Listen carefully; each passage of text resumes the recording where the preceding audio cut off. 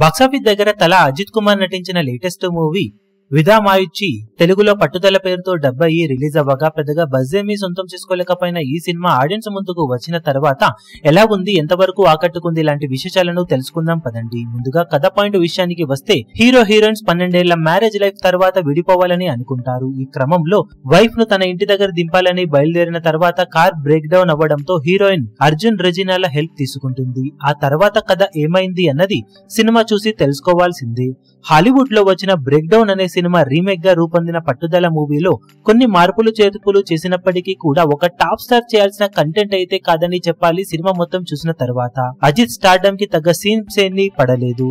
సాదా సీదా రోల్ లో నటించాడు అజిత్ కుమార్.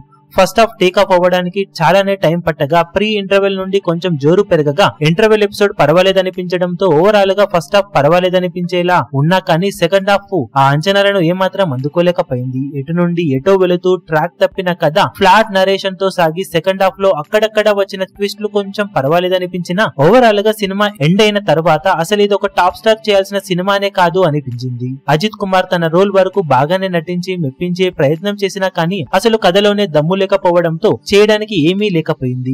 త్రిష మొదట్లో ఓకే అనిపించిన తర్వాత స్క్రీన్ పై పెద్దగా కనిపించలేదు.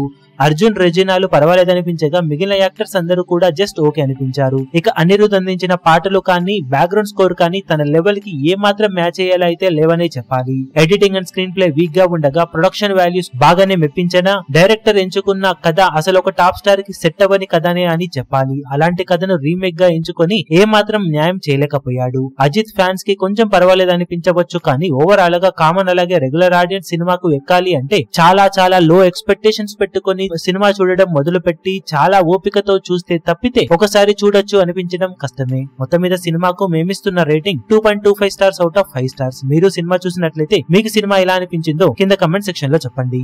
ఈ వీడియో మీకు నచ్చినట్లయితే లైక్ చేయండి, షేర్ చేయండి, ఛానల్ ను సబ్స్క్రైబ్ చేయడం మాత్రం మరవకండి. ఏ చిన్న అప్డేట్ ను మిస్ అవ్వకూడదు అనుకుంటే బెల్ ఐకాన్ ను ప్రెస్ చేయండి.